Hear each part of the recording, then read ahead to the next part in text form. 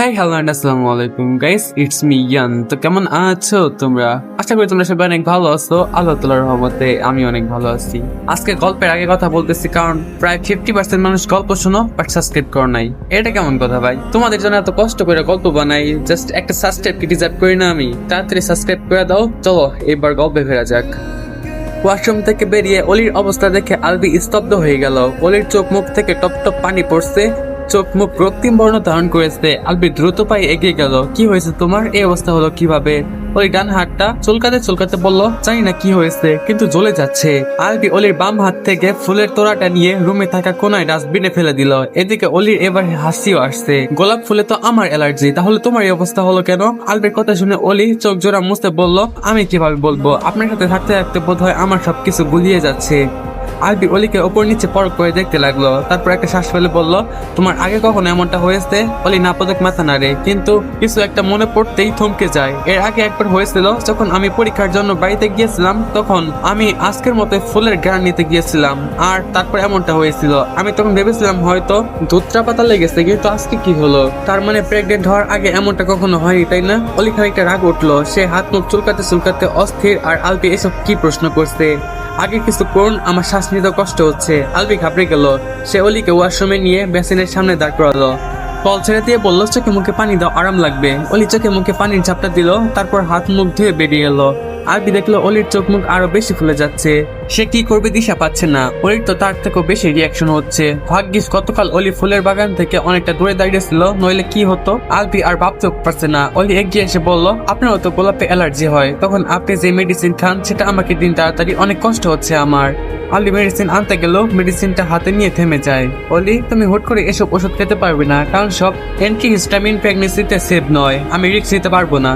তাহলে এখন কি করব? আলবি তাড়াহুড়া করে বিছানার পাশে ড্রয়ার থেকে স্যালাইন, সলিউশন আর এক টুকরো তুলা বের করলো। তারপর অলিকে বিছানা শুইয়ে অলির চোখে মুখে ধীরে ধীরে মুছে দিতে লাগলো। চোখে এটা দেওয়ার পরে যদি না কমে, তাহলে আমি তোমাকে হসপিটালে নিয়ে যাব, সেখানে সেফ অ্যান্টিহিস্টামিন বা অন্য চিকিৎসা দেওয়া যাবে। অলি মলিন হেসে আলবির দিকে তাকিয়ে রইল। লোকটা বারবারই তার ক্ষেত্রে অতিরিক্ত প্রোটেক্টিভ। কিছু হতে না হতেই কেমন করে। কিছুক্ষণ যেতে অলি কিছুটা স্বস্তি ফিরে পেল, কিন্তু নিজের অবস্থা দেখে সে ভীষণ হতাশ। গোলাপ তার প্রিয় ফুল, এরকমটা তো আলবির সাথে দেখা হওয়ার আগে কখনোই হয়নি। আমি কি আর গোলাপ ফুলের ঘ্রাণ নিতে পারবো না? সেগুলো ছুঁতে পারবো না? আলবি কিছুক্ষণ ফ্লোরের দিকে তাকিয়ে থেকে বলল, দেখো অলি, প্রেগনেন্সিতে শরীর একটু বেশি সংবেদনশীল হয়ে যায়, তাই হয়তো তোমার এরকমটা হয়েছে। আই থিঙ্ক বেবিটা হয়ে গেলে তুমি আবার নর্মাল হয়ে যাবে। প্রেগনেন্সিতে সবার সাথে কি এমন হয়? হয় না। তবে প্রেগনেন্সির অবস্থায় এসব ফুল টুল থেকে দূরে থাকাই ভালো। আপনি তাহলে এত কিছু জেনেও কেন ফুল এনেছেন? তার উপর আপনারও তো গোলাপে অ্যালার্জি, তারপর সেটা কিনলেনি বা কেন? আলবি নির্লিপ্ত চোখে অলির দিকে তাকালো, কারণ আজকে তোমার জন্মদিন ছিল আর আমি সেটা ভুলে গেছি। আমি ভাবলাম ফুলগুলো দেখে তুমি খুশি হয়ে যাবে আর রাগ করে থাকবে না, কিন্তু সবকিছু গুলিয়ে গেল। অলি অবাক চোখে তাকায়, চোখ মুখ একাকাশ বিস্ময়। লোকটা তাকে খুশি করতে অ্যালার্জি থাকা সত্ত্বেও তার জন্য গোলাপ ফুল কিনে এনেছিল। অলির চাহনি দেখে আলবি খানিকটা অপ্রস্তুত হয়ে পড়লো। নিম্ন স্বরে বলল, তুমি এখনো রেগে আসতো? অলি কপাল কুঁচকে এলো। আলবি এবার একটা সুস্থ ঢোক গিলে বলল, দেখো অলি, আমার এখানে কোনো দোষ নেই। বেবিটা তোমার পেটে আসতে বলেই কিন্তু আমার এত এত মুড সুইং হচ্ছে। তার উপর অ্যালার্জি জন্য ওই বেবিটা দায়ী। আমি একদম নিষ্পাপ। অলি ধীরে ধীরে আওড়ালো, মুড সুইং? এই যে তুমি তুচ্ছ বিষয় নিয়ে আমার উপর রেগে যাচ্ছ, উঠপাট কথা বলছো, এ কারণে কাঁদতে কাঁদতে হিসকে তুলে ফেলছো, এগুলোই তো মুড সুইং। অলি জানে মুড সুইং এর মানে, কিন্তু সে কোথায় অকারণে কেঁদেছে। শুনুন, আমি অকারণে কাঁদিনি, আপনি আমাকে অবহেলা করেছেন, সেই জন্য কেঁদেছি। আলবি ছোট চোখে তাকিয়ে বলল, আমি তোমাকে অবহেলা করিনি, তুমি উল্টো পাল্টা ভেবে নিচ্ছ। অলি আলতো ভাবে আলবির হাত ছড়িয়ে দিয়ে বলল, ও আচ্ছা, তাহলে আমি উল্টা পাল্টা ভেবে নিচ্ছি। তাহলে আপনি সোজা সাপটা ভাবে বলুন, কেন এড়িয়ে যাচ্ছেন আমাকে? আমার কাজ ছিল, বোঝার চেষ্টা করো। তুমি সকালে ঘুমাচ্ছিলে, আমি তোমাকে জাগাতে চাইনি, সেজন্যই না বলে চলে গিয়েছিলাম। অলি আর কথা আড়ালো না, যাও শুয়ে পড়ো গিয়ে। অলি মাথা নেড়ে বিছানায় গা এলিয়ে দিল। আলবিও লাইট অফ করে অলির পাশে এসে শুয়ে পড়লো। সে ফোন চাপছে। অলি অন্যদিকে ঘুরে শুয়ে আসছে। কিছুক্ষণ যেতে আলবি ফোনটা রেখে শুয়ে পড়লো। অলি একটা বড় শ্বাস টেনে আলবির দিকে ঘুরে গেল। হঠাৎ এরকম করে আলবি ভ্রুকুচকে তার দিকে তাকায়। টেবিল ল্যাম্পের কমলা রঙের আলোয় আলবির চেহারা দৃশ্যমান হতেই এতক্ষণ ধরে জমানো সাহসটুকু সুখ হয়ে গেল। অলি একটা ঢোক গিলে অন্যদিকে ঘুরতে গেলে আলবি তার দিকে খানিকটা ঝুঁকে যায়। কিছু বলবে, অলির গলা শুকিয়ে আসছে। আলবিকে এতটা কাছে দেখে তার দম আটকে আসার উপক্রম। বুকের গহীনে থাকা প্রাণটা কেটে যেন এক্ষুনি উড়ে যাবে। তবুও সবটুকু সাহস পুনরায় একত্রিত করে সে হঠাৎই আলবির ঠোঁট নিজের দাঁত বসিয়ে দিল। 1 সেকেন্ড হবে কিনা সন্দেহ, অলি পুনরায় অন্যদিকে ফিরে কম্বল মুড়ি দিয়ে গুটিসুটি মেরে শুয়ে পড়লো। ঘটনার আকস্মিকতায় আলবি হতবিহ্বল হয়ে গেল। অলি যেন তাকে কারেন্টের শক দিয়েছে। পুরো ব্যাপারটা বুঝতে তার বেশ কিছুক্ষণ সময় লাগলো। নিজের অধরে আঙুল ঠেকিয়ে তাকিয়ে রইল অলির পানে। পুরো ব্যাপারটা বোধগম্য হতেই সে অলির কম্বলটা ধরে টানতে লাগলো। এই মেয়ে, এই এটা কি করলে আমার সাথে? অলি কম্বলটা আর শক্ত করে চেপে ধরে রিন নিয়ে বলল, আমি শুধু ধন্যবাদ দিলাম গিফটের জন্য, আর কিছু না। এভাবে ধন্যবাদ দেওয়া তো আপনি শিখাইছেন, ভুলে গেছেন? আলবি থমকে গেল। কষ্টটা শুকিয়ে আসছে তার। সে জিভ দিয়ে ঠোঁট জোড়া ভিজিয়ে আচমকা এক টানে কম্বলটা তুলে ফেললো। তারপর অলির হাত ধরে টেনে ওঠালো। আপনি কি বেশি ব্যথা পেয়েছেন? কিন্তু আমি তো আসতে দিয়েছি, রাগ করছেন কেন? আলবি এক প্রকার অলিকে টেনে টেনে নিজের কোলে এনে বসালো। অলি নিজে ওনাটা ঠিক করতে গেলে আলবি ওনাটা খুলে দূরে ফেলে দেয়। অলির সাথে সাথে হাত দিয়ে বুক ঢেকে ফেলে। এমন করবেন না, আমি সরি বলছি। আলবি বাঁকা হেসে অলির কানের কাছে মুখ নিয়ে হিসিয়ে বলল, স্বামীকে সরি আর ধন্যবাদ জানানোর পদ্ধতি সেম। তুমি যদি সরি আর ধন্যবাদ একসাথে জানাতে চাও তাহলে তোমাকে একটু বেশি কষ্ট তো করতেই হবে। তোমার স্বামীর যে এইটুকুতে মন ভরে না, উল্টো অল্প অল্প আদরে তার অস্থিরতা আরো বেড়ে যায়। অলির ভীষণ লজ্জা লাগছে। আলবি অদ্ভুত চোখে তার দিকে তাকিয়ে আসছে। অলি না পেরে বুক থেকে হাত সরিয়ে আলবির চোখ জোড়া দেখে ফেললো। আলবি বিরক্তি সূচক শব্দ উচ্চারণ করে বলল, এভাবে আমার হক নষ্ট করছো কেন? দেখতে দাও আমাকে। স্বামীর হক আদায় করা স্ত্রী হিসেবে তোমার জন্য ফরজ। অলি কেঁপে উঠলো। আলবির মুখ থেকে নির্গত প্রত্যেকটি বাক্য তার লোমকূপেও যেন আলোড়ন তুলেছে। সে ঠোঁট চেপে ধরে হাঁসফাঁস করতে লাগলো। আলবি এবার মেজাজ খারাপ হলো, তবুও নিজেকে সামলে বিরক্ত সড়ক কণ্ঠে বলল, ছাড়ো আমাকে, ভয় নেই, আমি তোমার সাথে জোরাজোরি করবো না। আলবি নিজেই এক হাতে অলির হাত জোড়া সরিয়ে দিয়ে আরেক হাতে নিজের চোখ জোড়া ঢেকে নিল। আমার চাহনি তোমার কাছে অনেক অসহ্যকর লাগে, তাই না? মাঝে মাঝে মনে হয় আমার চোখ দুটো না থাকলেই ভালো হতো। যদি আমি অন্ধ হতাম তাহলে আমি তোমাকে চাইলেও দেখতে পারতাম না, আর তোমার অসুস্থের কারণও হতাম না। আলবি অলির ওড়না আনার উদ্দেশ্যে উঠে যেতে নিলে অলি তার বুকের উপরে আশ্রে পড়ে। আপনি এমন করছেন কেন? বিশ্বাস করুন, আমার আপনাকে অনেক ভালো লাগে। সবচেয়ে বেশি ভালো লাগে আপনার মতো একজনকে পেয়ে। আমি নিজেকে ভাগ্যবতী মনে করি। তবে আপনি কাছে এলে আমার শরীর অদ্ভুত আচরণ করে, কিন্তু আমার মন আপনাকে ছাড়া কিছুই বোঝে না। আপনি দূরে গেলে আমার কাছে সবকিছু অর্থহীন লাগে। আপনি কেন বোঝেন না? আমি পারি না আপনাকে ছাড়া থাকতে। আমাকে এভাবে আগলে রাখুন না, ছেড়ে দেবেন না প্লিজ। আমি আপনার বুকের সাথে লেপ্টে থাকতে চাই, আপনার শরীরে সবটুকু গ্রান শুষে নিতে চাই। অলি জানে না সে কি বলছে। সে শুধু আলবিকে নিজের কাছে আটকে রাখতে চায়। সে যদি পারতো আলবিকে নিজের বুকের ভেতরে ঢুকিয়ে রাখতে, কোথাও যেতে দিত না। অলি শক্ত করে আলবিকে জড়িয়ে ধরে রেখেছে। ঘাড়ে মুখ গুছে পাগলের মতো চুমু খাচ্ছে। আলবি মন দিয়ে অলির বলা প্রত্যেকটা কথা শুনছে। সে বুঝে গেছে অলিকে সে জয় করে নিয়েছে। অলির ভালোবাসা সে পেয়ে গেছে। আলবি অলির পিঠে হাত বুলিয়ে দিতে লাগলো। অলির ঠোঁটের এলোমেলো স্পর্শে সে যেন সুখের স্রোতে ভেসে যাচ্ছে। অলি হাঁপিয়ে গিয়ে আলবির বুকের সাথে লেপ্টে রইল। আলবি অলিকে ধীরে সুস্থে খাটে শুয়ে দিল। তারপর একটু সরে গিয়ে ল্যাম্পটা নিভিয়ে দিয়ে আবার অলির কাছে ফিরে এলো। আমি অনেক তৃষ্ণার্ত বউজান, একটু আদর করি কেমন? আমি জানি আমাদের সম্পর্কটা 8-10টা সম্পর্কের মতো হালাল ভাবে শুরু হয়নি। আমি এও জানি বেবিটা না হওয়া পর্যন্ত আমাকে নির্দিষ্ট সীমার মধ্যেই থাকতে হবে। আলবির কথাগুলো শুনে অলি বরফের মতো গলে যেতে লাগলো। আলবি এবার অলির ঘাড়ের ভাঁজে মুখ গুজে মাতাল কণ্ঠে বলল, লিমিট ক্রস করবো না, প্রমিস। অলি আর বাধা দিল না আলবিকে। নিজের শরীরের বিরুদ্ধে গিয়ে সে মনকে সমর্থন করলো। তার মন যে চায় আলবির মধ্যে জমে থাকা সবটুকু ভালোবাসা, তার আদরের স্বাদ গ্রহণ করতে। আর আলবিও চায় নিজের সবটুকু অলির তরে ওজাট করে দিতে। আর কন্টিনিউ করা যাবে না। ওকে সরি গাইস, একটু স্কিপ মানাই নিও। ভালোবাসা, ভালো লাগা, আদর আর সোহাগের মাঝের চোখের পলকে 15টা দিন অতিবাহিত হয়ে গেল। অলি যেন টেরি পেল না। এই কটা দিন সে আলবির ভালোবাসার মাঝে ডুবেছিল। আজকে মির্জা ভিলাতে এক উৎসব মুখর পরিবেশ হবেই নেই বা কেন? বাড়ির একমাত্র মেয়েকে পাত্রপক্ষ দেখতে আসবে আজ। হ্যাঁ, ঠিকই শুনেছেন। কদিন আগে উর্মিলার ইয়ার ফাইনাল এক্সাম শেষ হয়েছে। দিহান বেচারা আর অপেক্ষা করতে পারছিল না। অবশ্য দিহানের সাথে উর্মিলার বিয়ে নিয়ে অনেক বেশি এক্সাইটেড। আলবি অবশ্য চেয়েছিল অলির ডেলিভারির পরে এসব করতে, কিন্তু দিহানকে আবার কয়েকদিনের জন্য দেশের বাইরে যেতে হবে। তাই দিহানের ফ্যামিলি সবাই মিলে সিদ্ধান্ত নিয়েছে আজকে মেয়ে দেখতে আসবে, আর মেয়ে পছন্দ হলে বিয়ের দিনটাই ঠিক করে যাবে। যদিও এসব শুধুই ফর্মালিটি, আলভি আগেই সবাইকে দিহান আর উর্মিলার ব্যাপারে রাজি করিয়ে ফেলেছে। বলে রাখা ভালো যে দিহান আর উর্মিলার সম্পর্কের ব্যাপারে কাউকে জানানো হয়নি। সবাই জানে দিহান ভালো ছেলে, তাই আলবির বোনের জন্য তাকে পছন্দ করেছে। উর্মিলাকে শাড়ি পরিয়ে রেডি করে দিচ্ছেন নূরনাহার, রূপসা আর তার মাকে দাওয়াত দেয়নি কেউ, কারণ এতে আলবির করা নিষেধাজ্ঞা ছিল। ইদানিং শাহনাজ বেগম যেন ছেলের কথায় বড্ড মান্য করেন। সে হয়তো বুঝে গেছে ছেলে কিসে ভালো থাকবে। তাছাড়া অলি ধীরে ধীরে তার প্রিয় বৌমা হয়ে উঠছে।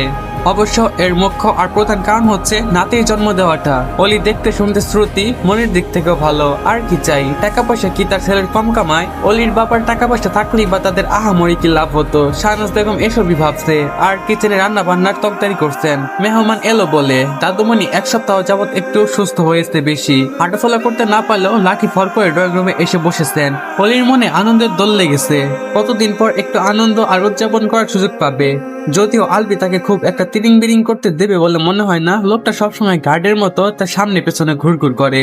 অলির 9 মাস চলছে, যখন তখন তার লেবার পেন শুরু হয়ে যেতে পারে। আলবি তাই অলিকে চোখের আড়াল পর্যন্ত হতে দেয় না।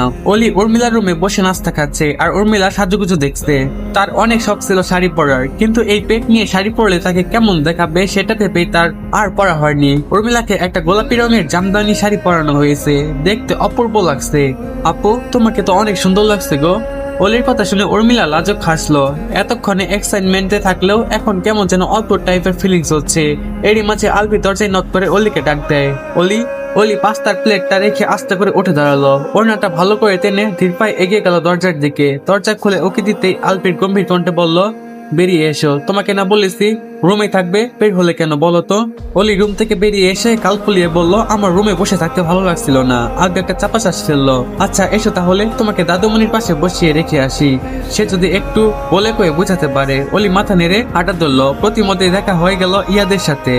ইয়াদ বরাবরের মতোই একটা হাসি উপহার দিয়ে নিজের রুমে চলে গেল।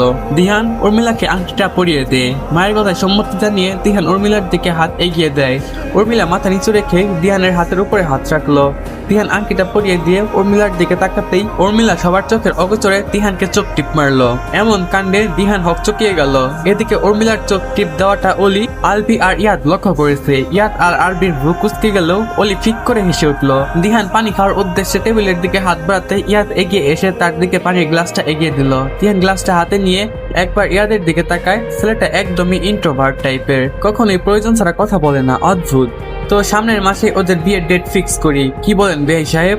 দিহানের বাবার কথার প্রতি উত্তরে ওসমান মির্জা সৌজন্যমূলক হাসি দিয়ে বললেন, হ্যাঁ অবশ্যই, শুভ কাজ ফেলে রাখতে নেই। এভাবে পাকা কথা হয়ে গেল। সবাই বিকেলের নাস্তা করে বাড়ি ফিরে গেলেন। অলি সহ বাড়ির সবাই ড্রয়িং রুমে বসে আছে। আবিও এতক্ষণ ছিল, কিন্তু একটা ফোন আসাতে সে উপরে চলে গেছে। নুরনার আর শাহনাজ বেগম কিচেনের সার্ভেন্টদের গোছ গাছের তদারকি করছে। ইয়ার টেবিল থেকে একটা নাশপাতির টুকরো মুখে দিয়ে চিবোতে চিবোতে উর্মিলার উদ্দেশ্যে বলল, কিরে তুই আমাদের মান সম্মান নিয়ে সিনেমানি খেলবি নাকি? উর্মিলা থতমত খেয়ে গেল। সে আবার কখন কি করেছে? ইয়াদের কথা শুনে বাকি সবাই অবাক চোখে তাকায়। দাদুমণি বললেন, কি বলছো দাদু ভাই? ইয়াদ তীর্যক হেসে বলল, তোমার পেয়ারে নাতনি সবার সামনে কি করেছে জানো? উর্মিলা এবার একটা ঢোক গিলে বলল, ভাইয়া তুমি কিসব বলছো আমার নামে? কিসব বলছি মানে? তুই সবার সামনে দিহান ভাইকে চোখ টিপ মারলি কেন গাধি? যদি তার বাবা মা দেখে ফেলতো তাহলে কি ভাবতেন ওনারা? ইয়াদের কথা শুনে দাদুমণি হেসে উঠলেন। অলিও তার সাথে তাল মেলালো। ওসমান মির্জা আর ইয়ামিন মির্জা বিব্রত বোধ করে নিজেদের রুমের দিকে পা বাড়ালো। এদিকে উর্মিলার বাবা কাকার সামনে ভারী লজ্জা পেয়েছে। তবে তারা চলে যেতে এসে বলে উঠলো, ভাইয়া তুমি কি বলো তো, বাবা আর কাকার সামনে আমার প্রেস্টিজ পামসার করে দিলে। ইয়াদ এগিয়ে গিয়ে উর্মিলার মাথায় চাপড় দিয়ে বলল, আর তুই যে আমাদের সবার প্রেস্টিজের ফালুদা বানিয়ে তোর শ্বশুর শাশুড়ির সামনে পরিবেশন করছিলে তখন? উর্মিলা এবার না পেরে বলল, আরে ভাইয়া আমি ইচ্ছে করে করিনি, আমার চোখে কেন যেন সমস্যা হয়েছিল, তাই ভুল করে তেমনটা হয়ে গিয়েছিল। ও আচ্ছা, তাহলে চল তোকে ভাইয়ার কাছে নিয়ে যাই, বিয়ের আগে চোখে সমস্যা হওয়া তো ভালো লক্ষণ নয়। উর্মিলা কাঁদো কাঁদো মুখ করে বলল, ওর কাছে কেন যাব? অবভিয়াসলি ভাইয়া একজন ডক্টর, সেই জন্য যখন পিঠের উপরে ভাইয়ার হাতের স্পেশাল ডোজ পড়বে তখন তোর চোখের সকল সমস্যার সুর করে পালিয়ে যাবে। কথাটা বলে ইয়াদ উর্মিলার মাথায় আবারও চাপড় দিল। উর্মিলা এবার ঠোঁট ফুলিয়ে বলল, ভাই প্লিজ, ভুল হয়েছে আমার। ইয়াদ এবার হেসে উঠল। তার সাথে দাদুমণিও হাসে, কিন্তু অলির হাসির মুহূর্তে থেমে গেল। কানে বারবার স্পষ্ট ভাবে বেঁচে উঠতে লাগলো, দেখা যাক তুই কতক্ষণ টর্চার সহ্য করতে পারিস। পিঠের ওপর যখন স্পেশাল ডোজ পড়বে তখন সুর করে পেপারে সাইন করে দিবি। এই একটা কথা যেন দেওয়ালের গায়ে প্রতিবম্ব হয়ে আবারও ফিরে আসছে। অলি শরীর জমে গেল। সে কাট চোখে ইয়াদের দিকে তাকাতেই দেখলো ইয়াদ তার দিকে তাকিয়ে আছে। চোখাচোখি হতে ইয়াদ ঠোঁটের কোণে হাসি টানলো। অলির নিঃশ্বাস থমকে গেল, গলা শুকিয়ে চৌচির। ইয়াদ তো উর্মিলার সাথে আবারও ইয়ার কি করেই যাচ্ছে, কিন্তু অলি তড়িৎ গতিতে বসা থেকে উঠে দাঁড়ালো। তার পা জোড়া অসম্ভব রকমের কাঁপছে। মনে হচ্ছে কোনো অদৃশ্য শক্তি তাকে পেছন থেকে টেনে ধরেছে। অলি এক মুহূর্ত আর অপেক্ষা করলো না, দ্রুত পায়ে সিঁড়ি বেয়ে উপরে উঠতে লাগলো। তাকে এইভাবে চলে যেতে দেখে ইয়াদ কথা বলা থামিয়ে দিল। তার চোখ অলিকে পেছন থেকে নিকটভাবে পর্যবেক্ষণ করছে। এই মাঝে অলি আরেকবার পিছু ফিরে তাকায়, আবার চোখাচোখি হতে ইয়াদ হাসি উপহার দিল। অলি ঘাড় ঘুরিয়ে সামনে তাকালো, আর ভুলেও ইয়াদের দিকে তাকালো না। অলি রুমের সামনে এসে হাঁপাতে লাগলো, মনে হচ্ছে সে মরুভূমির বুকে হারিয়ে গিয়েছিল, মাত্র একটুখানি পানির দেখা পেয়েছে। সে দরজা খুলে রুমে ঢুকে দেখলো আলবি রুমে নেই। অলি ওড়না দিয়ে কপালের ঘাম মুছে নিল, তারপর বাম হাত দিয়ে কোমরের পেছনটা চেপে ধরে এগোতে লাগলো ব্যালকনির দিকে। ব্যালকনির দরজা ফাঁক করে উকি দিতে অলির কানে আলবির বলা কিছু কথা ভেসে এলো, যেগুলা শুনে তার পায়ের নিচ থেকে মাটি সরে গেল যেন। প্রিন্যাটাল প্যাটার্নিটি টেস্ট করতে এতদিন লাগে, তুমি কি বুঝতে পারছো না বাচ্চাটার বাবাকে কনফার্ম করতে কতটা বেশি আর্জেন্ট? আমি তোমাকে সবকিছু রাশ মোডে করতে বলেছিলাম, তবুও কেন এত টাইম লাগছে? তো হে হ্যালো এন্ড আসসালামু আলাইকুম গাইস, এই পার্টটা একটু লেট করার জন্য আমি খুবই দুঃখিত। একটু ব্যস্ততার মধ্যে ছিলাম, যার কারণে পার্টটা বানাতে পারি নাই। তো আমি খুবই দুঃখিত।